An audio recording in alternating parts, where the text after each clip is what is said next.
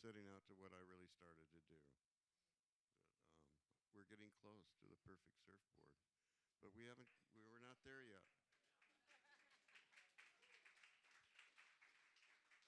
Dick, there's a couple pictures behind us playing at the moment of Garrett McNamara. Firstly, did you see the picture of him in Time magazine? Did anyone see Garrett McNamara in Portugal riding that wave in Time magazine? And that is the board he rode. So tell me about that board and what you think of Garrett and what he's doing. It's amazing.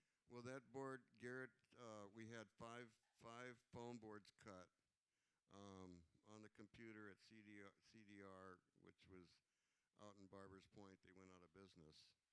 And I fine shaped all 5 of them. That was one of them. It was actually cut on the computer. And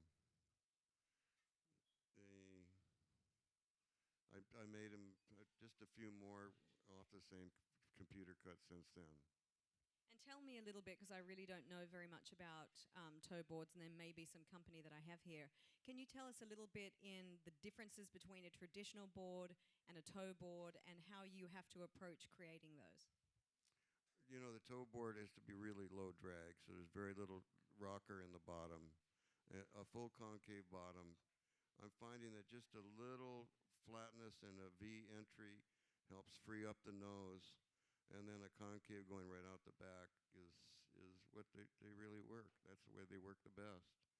Laird's found that I built him a 5-fin so he could ride it as a 4-fin or a thruster. And Laird finds that he likes to bury his heel at Chopo, backside. He likes the thruster better. But he said the 4-fin actually went faster down the tube because there's less drag on a 4-fin when you're riding both those fins on the face.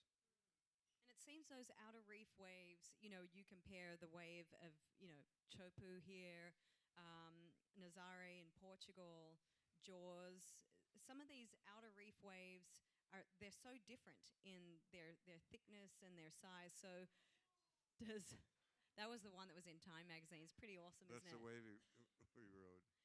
So do you have to adapt also to these varied way outside reefs when you're creating the tow? When you're really on the outside reef, you've got to have a board that paddles because those waves are moving over 20 miles an hour. So you've got to paddle 20 to 25 miles an hour down the face. You need some float, and you need a low drag bottom. And don't rule out single fins. With a real narrow tail, with less area, and a single fin, a deep single fin, when you're going hop, hop, hop down the face, they are stable. You can depend on them. That's really interesting. We have another awesome contemporary guy in the audience tonight, Mr. Cole Christensen. Welcome, Cole. You're awesome. He's been riding some amazing waves, him and his peers. The paddling thing is really coming back strong. For you, do you have kind of a favorite way to ride waves, being a surfer yourself? Obviously you get shaping different equipment for different means, but do you have a favorite? On a really big wave, the same board will work anywhere. That you don't really make a board for a wave. You make it to ride either a big wave or a medium-sized wave for different kinds of maneuverability. And there's different kinds of big waves. Many that I will never know.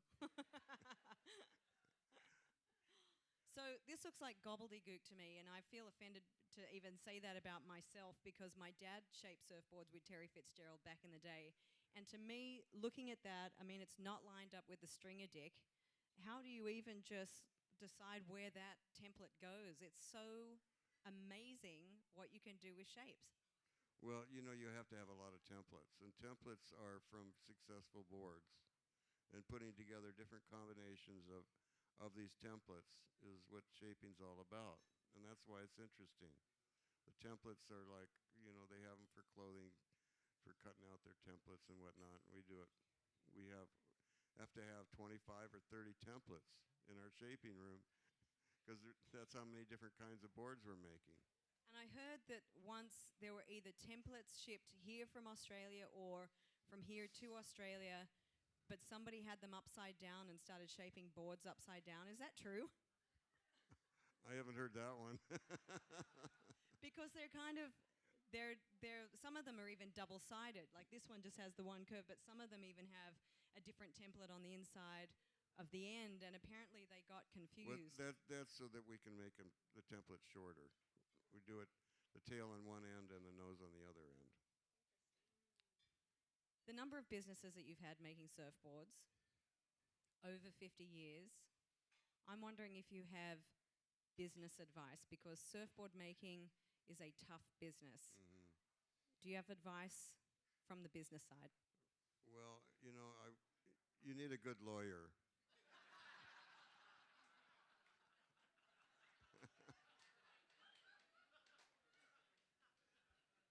I wished I'd studied law when it comes to contracts and whatnot. But Dick, the art form, I was trying to rack my brain and think, is there many other versions of art that you can actually get out and functionally ride and experience? Because these are, I mean, honestly, some of these boards that are made are priceless. So how do you approach it as an art form? Surfing is the most difficult thing a human can do. It's all the most beautiful art form that a human can do. And people surf just the way they are. I can watch a guy walk across the room, and I know just exactly how he's going to ride the wave. They surf just the way they are. Do humans have lines that you see too? Well, I've always said the board should look like the people. Short, stubby people should have short, stubby boards. And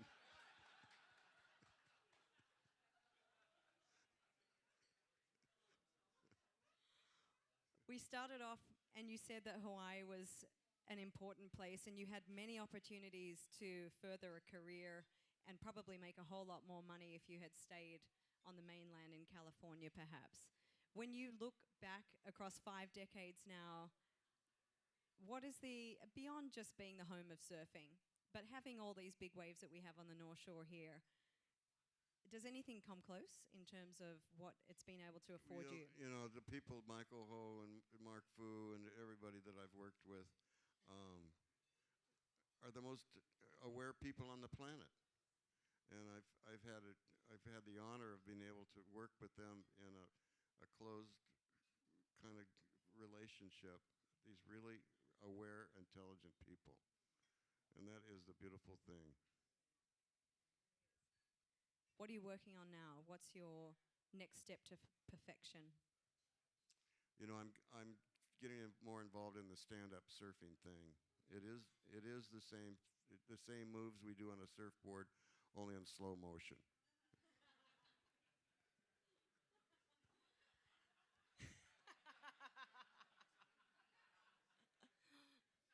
Take that as you will.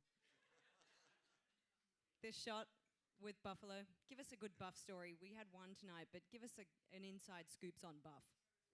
Well, that's the board that Buffalo won Makaha with in 1961, and it's in his son's garage there at Makaha.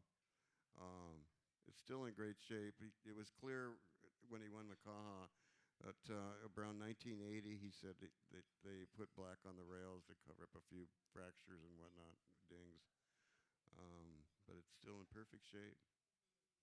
You mentioned your one board that went for an amazing amount of money in France, and every couple of years there's an international surf auction. And I'm curious to know, taking into account the amount of work, that it's an art form, that some boards work better than others, what do you think about the whole collectability of surfboards? Because it takes a long time to pay off, doesn't it? One of my good friends, my roommate, just before I married my wife on Kauai, JJ, he walked in my house and there was one of those koa boards that we make here in Wailua, that off a mold that I made, Roger Erickson and Titus Kinnimaka's favorite boards, a single fin. And Lon Klein has built 75 of those. They're gorgeous things. They're hollow. They're built like a guitar. But JJ walked in the house and he said, "That's the most beautiful thing I've ever seen." And to me, it is also that these are beautiful things. They're real beautiful art forms. When you, yeah, that's it. That is worth a clap. Yeah. When you look back at 50 years of contribution, do you have anything particular, one thing in particular that you are most proud of that keeps you going? Um, you know, when I built Laird that first tow board and he went down the face on a 30-foot wave at Jaws, that board was the most influential board probably of all time. That is amazing. That changed the face of everything, didn't it? It did. Yeah. Do you think it can go further? The toe surfing can go further? Um, Definitely can go further. That people, will get better and better. And I think what we've already done on bottoms and fins and whatnot, we're pretty well developed on the toe board thing. So maybe another 50 years from now, would you hope that people look back at the toe surfing and you having been so instrumental in that? Would that be the thing you'd be most proud of? Well, I just hope they remember me as being a great artist for my time in history.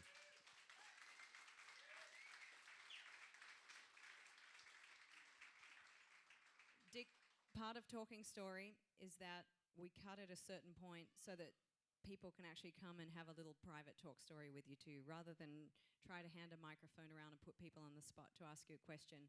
I'd like to leave some time so people can come visit with you. Well, when I was in Torquay, Australia, um, I went to a bar with 200 drunk Aussies in it. And they wanted me to give a talk, and I went, "Are you serious?" So I brought, Laird just made a movie called Strapped. And I put up a screen and I showed Strapped. After the movie had played, they gave me the microphone. You could have heard a pin drop. They had all passed out? They were all perfect gentlemen. Suddenly they were gentlemen.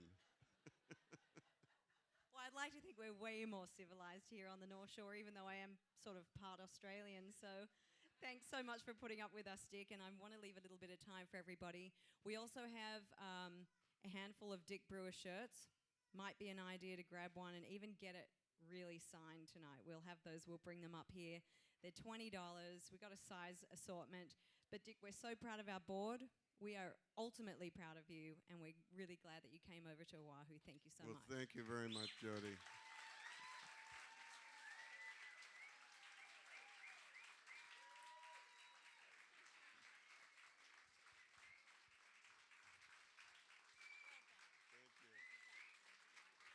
So if you like, you can come over here. I'll even, let's just set your chair up. People can come chat. How's about that? Okay. Well, Yeah, I'll move it for you. No shame, no